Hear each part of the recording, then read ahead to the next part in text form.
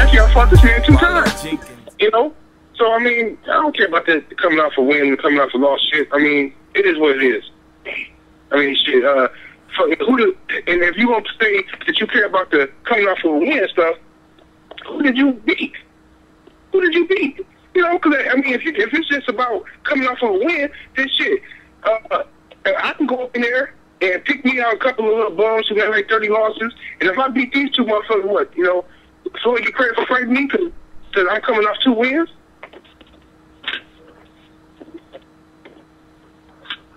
Rollo? Well, I agree because, to me, prime example, Danny Garcia beating Rod Salka means absolutely nothing. He'd have been better off just not fighting at all. I mean, he gets as much credit for not fighting at all as he gets for fighting Rod Salka, to me. You know what I'm saying? So, him beating Rod Salka means absolutely nothing. So, because he beat Rod Salka don't mean... What does that mean? Does that extend his pedestal of his value? Did that make Danny Garcia more valuable because he beat Rod Salka? Nah.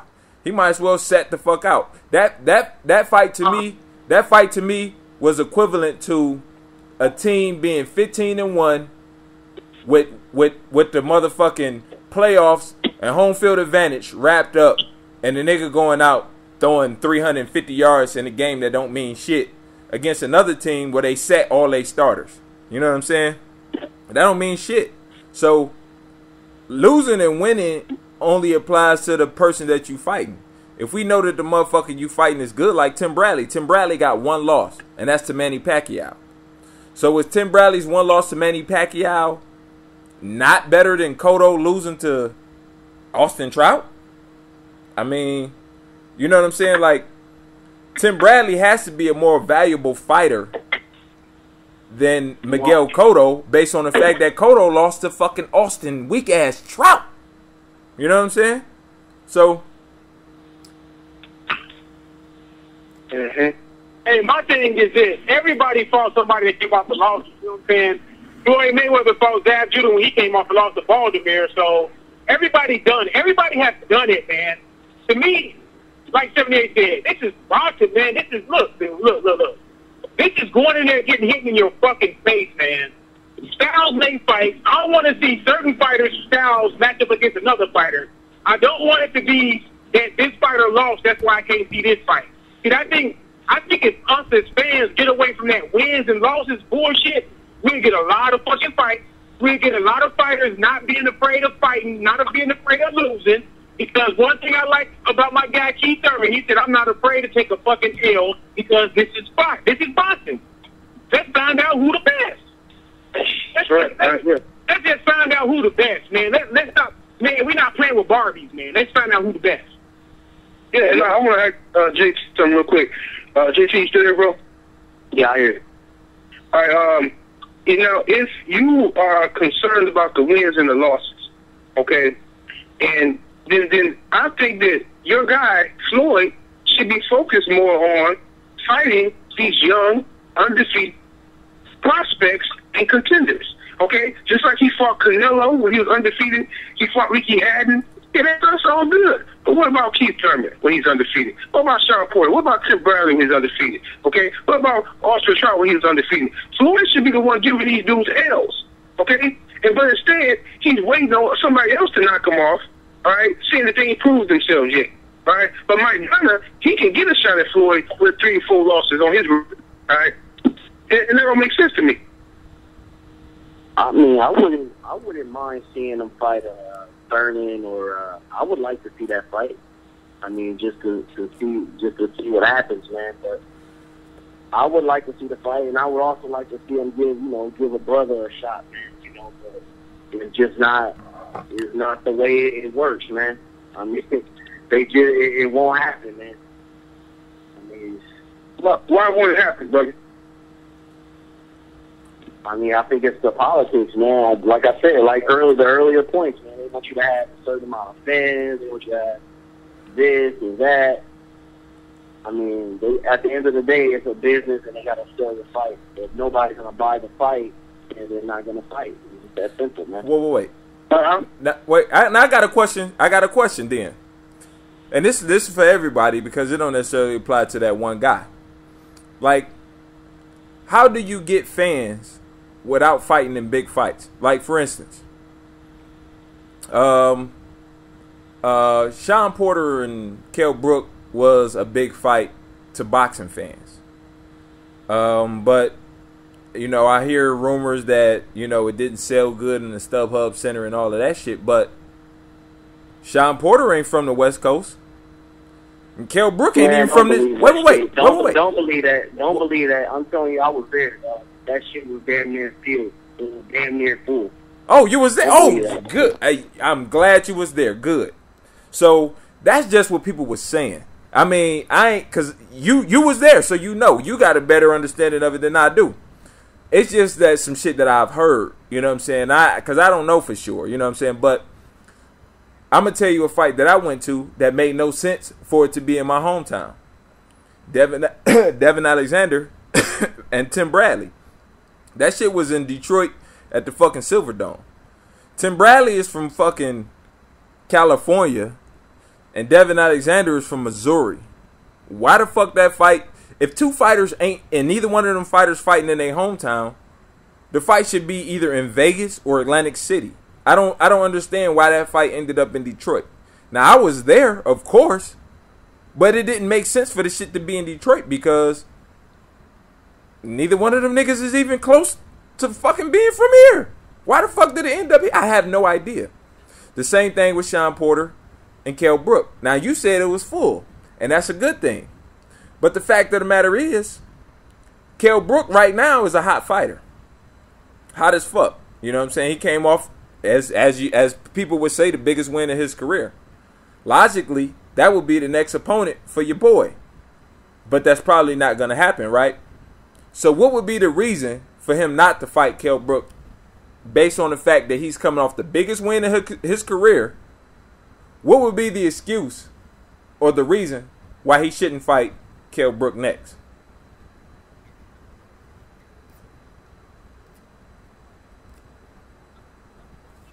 Anybody? We got to say what the fight. They said it was 14.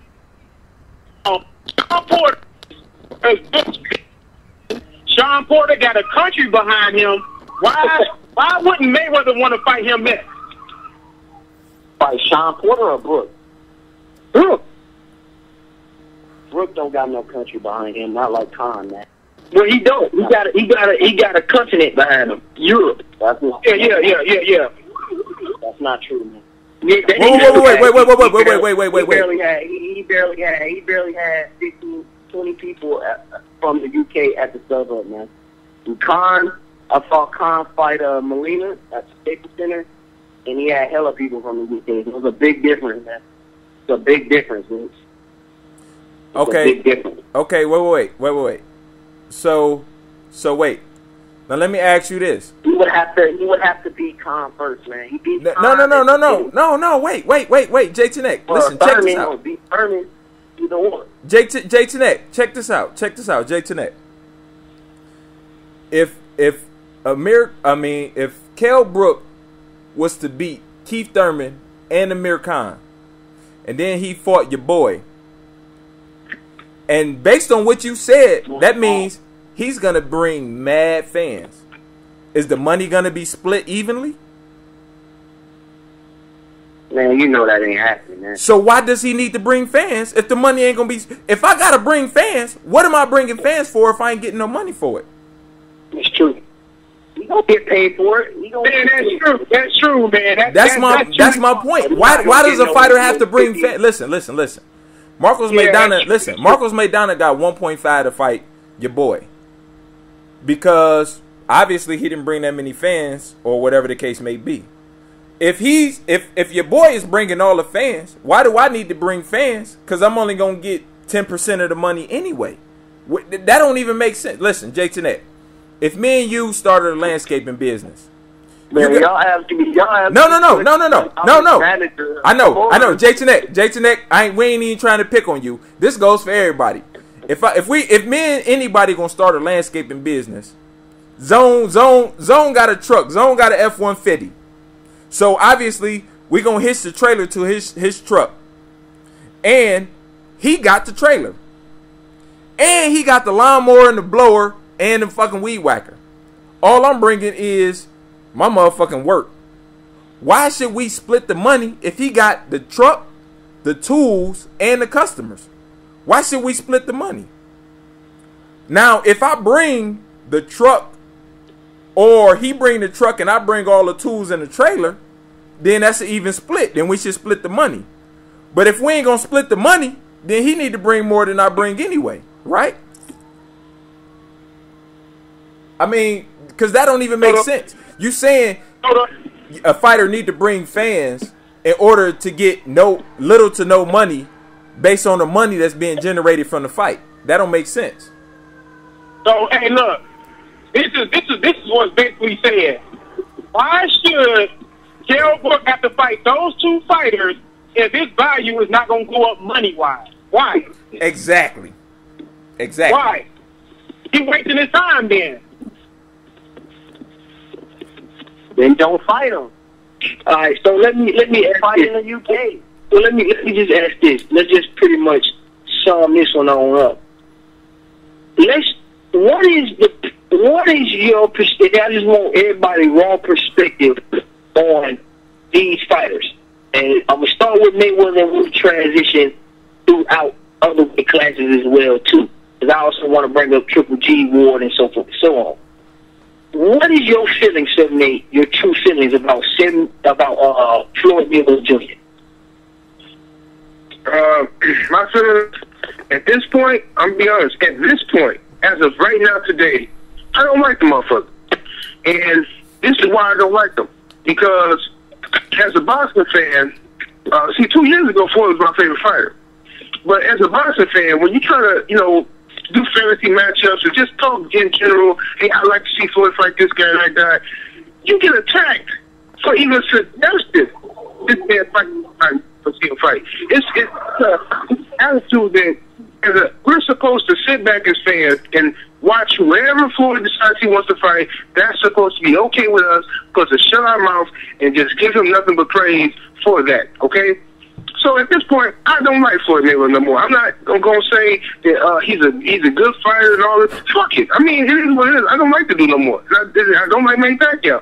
Until them two motherfuckers fight, that's when I can step out and then say, okay, now let me reevaluate these guys. Let me get them props for getting into the ring with each other. But these two dudes are fucking up the sport that I love, called boxing, okay? This is the only sport that I can watch faithfully without getting bored, okay? And now I'm starting to get bored with my sport because of these fuck niggas. That's why.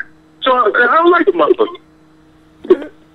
Okay, my general assessment is on Floyd Mayweather is I really like Floyd Mayweather. I really like Floyd Mayweather in the beginning of his career.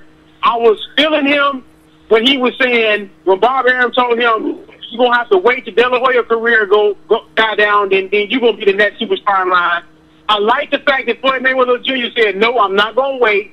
I'm going to go out on my own and start building up my own career. He was fighting really good fighters in the beginning of his career. He fought De La Hoya. That was fine. De La Hoya picked the gloves. De La Hoya picked the weight. De La Hoya picked the spit bucket. De La Hoya picked everything, and he beat De La Hoya. And then it seems like after he beat De La Hoya, he exhaled and said, now I got the gauntlet. I'm going to fight who I want to fight.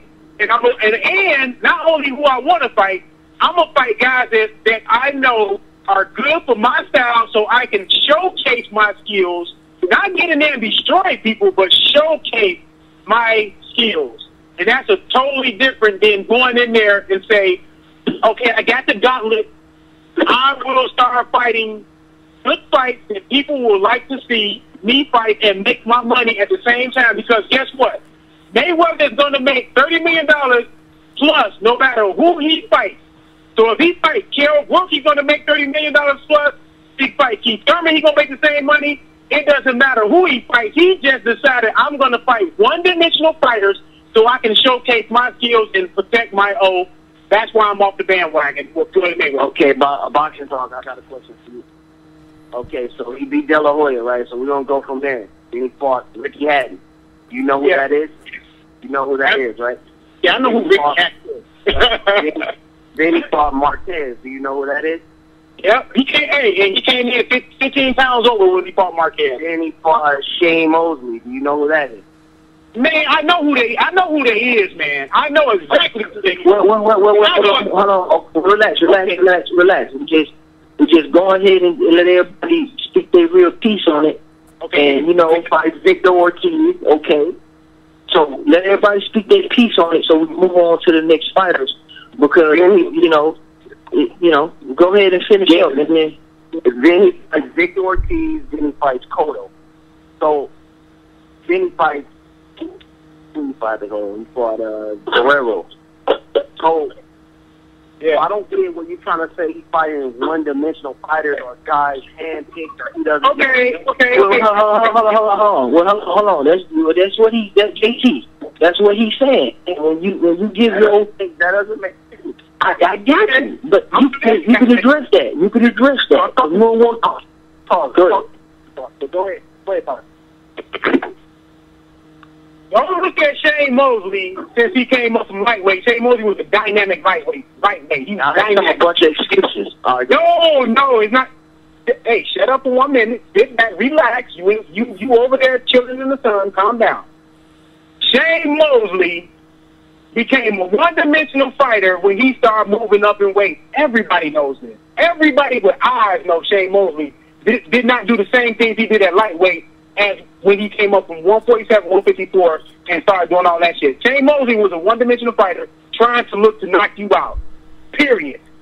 Don't give me Ricky Hatton, hyper, jumping in the ring, bouncing around, not doing nothing. Don't give me him. Don't give me Ricky Hatton. Ortiz mentally was gone when he got beat up by Marcus McDonough. Okay, yes, he came back and beat Berto. I give him all the credit for beating Berto. Now, the only fighter I like that Mayweather fought since he got the gauntlet, and that was Miguel Cotto, which I thought, in my opinion, he beat Cotto hands down. I didn't think the fight was close. I know some people said they think the fight was close, but I thought all Cotto gave him was a bloody nose. But I thought Cotto got dominated by Mayweather pretty much. And that's the only fight that I like that he fought since he got that pay-per-view gauntlet. That was the only fight. All the other fights, man, don't give me no Guerrero and his father. I don't want to hear none of that. Those are BS fights for pay-per-view. If you'd have fought Guerrero off of pay-per-view, or Ortiz or somebody like Ortiz off of pay-per-view, fine. Ortiz was a big fight, man. Man, that was a big fight to you, man. That was a big fight to you. At that point in time, that was a big fight to you. That was not a big fight. You understand? I feel Pacquiao.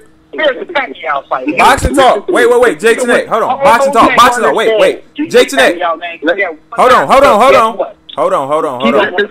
on. Go ahead, JT, go ahead. Relax. Hey, look, Hold on. Stop. Boxing talk. Y'all need to just y'all see. Boxing talk. Zone. That's why he's Zone. Boxing talk. Listen. Let him talk, man. Go ahead. Y'all speak. Don't let him talk, man. Don't interrupt him, boxing talk. Let him get his point out, man. Yeah, but he should put the point. He just needs to give his opinion. Let him get it out. Let him get it out, man. Don't interrupt him. Okay, go ahead and go. Nah, he good. He'll probably want to go after this one. But then y'all can argue back and forth. Okay.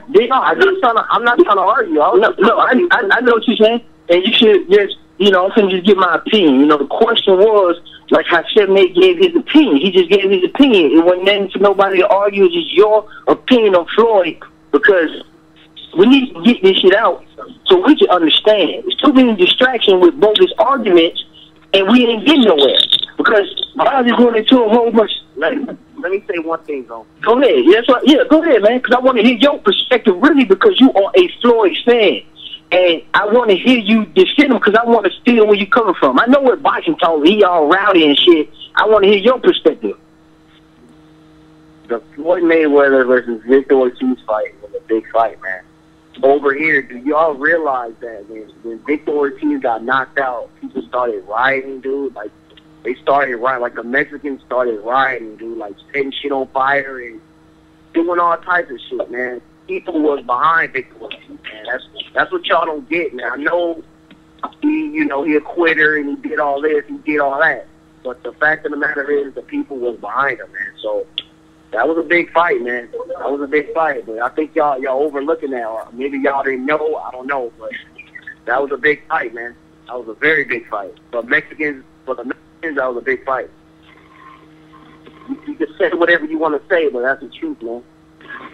But Jason, my thing is that fight did nothing for Mayweather's career. Nothing for his career, man. This is going to be to get perspective on it. Wait, boxing talk. Okay, boxing talk. Just let him go, man. Just, you know what I'm saying? Okay. Just fall back for a minute, man. Let him talk. Go ahead, man. Go ahead. Yeah, man. This is what I'm saying about Floyd, man. This is what my system is. And I'm just go all the way to the left. So everybody who listening, anybody that's a Floyd fan, I want to make sure they hear this thoroughly. God damn it. And I'm going to do this as a motherfucking African-American dude. We always talk about pride and Puerto Rican's pride, the Mexican pride, so forth and so on. But they all set a standard for their boxers, okay? For Floyd Mayweather, there's no fucking standard, okay? It's a whole bunch of bogus excuses. I don't never hear nobody that's a Floyd Mayweather fan, that's Jay Connect, that's D-Block Express, that's Clinton Ball 23, goddamn, anybody that's a Floyd fan, I never hear them raise the bar. Every time it comes to raising the bar, it's always a fucking excuse. And that shit is embarrassing as a black dude. This little Filipino guy come over here, he has his people behind him. Then you got the people that have the nerve to say, we don't support our black fighters, we don't support our kind. No, because we don't have a fucking standard, okay? I don't give a fuck what nobody say. I want to see him fight Manny Pacquiao. This dude is Filipino, came to this motherfucking country, shitted all on everything that Floyd has ever fucking done. I don't give a damn what nobody say. The boy has whooped people ass better than Floyd and took on better challenges. His legacy, everything about Pacquiao is better than Floyd. And I want his head on a platter, and I want Floyd to do it. Until then, Floyd is a pussy, and he don't represent nothing that's black, goddammit. Timothy Bradley and Keith Thurman and Sean Porter are better representation of the African-American perspective in boxing. So all these African-American bigots, I don't never hear nobody hold Floyd Mayweather to a man's standard. He can't fight nobody. He can't fight Triple G because he's too small. He can't fight Lara because he ain't done enough. He can't fight Thurman because Thurman ain't done nothing. He can't fight Bradley because Bradley just lost to Pacquiao. He can't fight Pacquiao because Pacquiao on steroids. It's always an excuse. So until Mayweather do that, he'll never be great in this era, and he's not the greatest in his era. And he's embarrassment to the African-American perspective on boxing, point blank, period. I don't think he can beat none of the African-American boxers that are out today. That's why he won't fight none of them. That's a good point. Amen. That's a good point. Now, let me touch on something, because you did raise a good point, because the Jake's Neck, you just said that people started rioting when Victor Ortiz lost. When he lost, when he got knocked out by Mayweather. Okay, when he got knocked out by Mayweather. Okay, now let me go to another fight. Cotto got shunned in Puerto Rico when he lost to Antonio Margarito because he lost to a Mexican. Like, the Puerto Rican people hold their fighters to a standard, like Zone was talking about. And there was a time when that whole part4 Flomo shit was going on, and the fight had gotten so big to a point where we needed this guy, this man, this boxer, to box this other boxer for the sake of the African American community, and he just refused to do it. Now, I agree wholeheartedly with Zone on that shit, because all these motherfuckers on YouTube calling me nigga and monkey and fucking all types of racist bullshit, and all this motherfucker needed to do was do what he gets paid millions of dollars to do, to do that shit for us. It wasn't like he was doing it for free. It wasn't no pro bono shit. It wasn't no pro bono shit. He needed to represent us. It was almost like Joe Louis versus Max Schmeling back in 34. But for some reason, this motherfucker found every reason not to fight. I don't understand that shit. And he lost all respect from me and a whole lot of other motherfuckers for not taking that fight when he knew how important that fight was. Not just for him, but for black people in general. And he would not take that shit, dog. He would not do it. He would not take Pacquiao fight? Is that what you're talking about? So you saying so the whole fight not happening was Mayweather's fault? No. Yes. I'm saying it. Yes, damn it. I ain't gonna hold it back no more. Yes, the fuck it is. Yes. I'm tired of pretending like this shit is even, and I can't take it no more. It's all Mayweather's fault, and I'm gonna tell you why it's all Mayweather's fault. Because I'm gonna tell you, because his hustling ass daddy and uncle are some hustlers. In this called game, homeboy, it's called assassinating somebody's character. They know that little nigga was not on shit, okay? But because they can throw it out there and say, well, shit, that little motherfucking head got big. How the man, that man had the same fucking size. Man, that man always had a big-ass head. Come on, man. Okay? So they put that shit out there in the streets to see if somebody gonna bite on it. Okay? And this was further let me know that Mayweather is a sucker. Because the nigga was going around insinuating that the man was on steroids, and that was a big concern of his. But when it came to the court of law, the motherfucker said he didn't say it. Okay? And see, that's what I'm talking about right there. So if you can't use the steroid shit no more. When you hear this, motherfuckers, I don't want to hear shit about steroids, because when he had this opportunity to stand up like a man yet again and say, yes, I said it, I think he's on steroids, let's pull his test out and let's get the results of Manny Pacquiao history, he folded yet again. Because what I heard is Pacquiao said, I want to get his test results. Let's pull his. And that's when he settled out of court. Because rumor has it that son of a bitch has failed some tests in the past too. So let's really talk about steroids. Yep, I brought that up in the debate with Paul Counter. I just put up and uploaded it. That's the same point. And I want to co-sign everything Zoe just said. That's real shit. Okay, it is what it is. Motherfuckers we be afraid sometimes to say shit like that. But it is what it is. Floyd, as a black man, okay, and like I just want to co-sign what he said. Niggas on YouTube love to talk about this pro-black shit, and we got to support the brother, yada, yada, yada. But why is it that Mexicans, okay, see, these fighters are known for what? Having good chins, being courageous, being brave, coming to fight. All right? So our guy, who's supposed to be the best, the top guy of the sport, supposed to be the example, people calling this motherfucker a coward, and his response is, I'm a rich coward, though. Okay, you couldn't get me no more.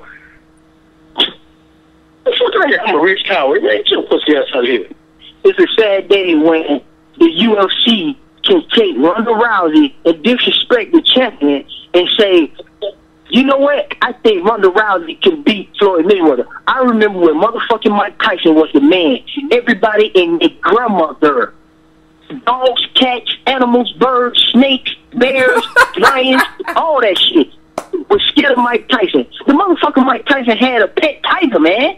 That dude was the representation of how it's supposed to be represented. Not only just him, though. Holyfield, Lennox Lewis, those guys was representation of fighters. Thomas Hearns, Sugar Ray Leonard, and people always keep wondering why we bring those guys up, because those guys are timeless. Those guys are martyrs to represent what fighting is supposed to be about, not just for African Americans, but for everybody, but specifically for African Americans, especially males. Okay, Floyd Mayweather is ain't even fucking worthy of being mentioned in the breath of Sugar Ray Leonard and all them guys and Jack Johnson, because he's not even close to it. He ain't even the fucking best in his era. He won't even fight Pacquiao. He won't even fight Triple G. He won't even fight Bernard Hopkins. He won't even fight goddamn Timothy Brown, man. He don't even punch hard. Shit. Damn. Damn. Damn. That's hard. That's hard. That's hard. Hey, J Nick. Listen, dog. Yeah, I guess he's the worst fighter in his era then, man. Nah. And that could be motherfucking true. That's short from exaggeration. We're gonna keep going. We ain't gonna now. The sarcasm, you fucking right he might be. God damn it, cause man, I'm gonna put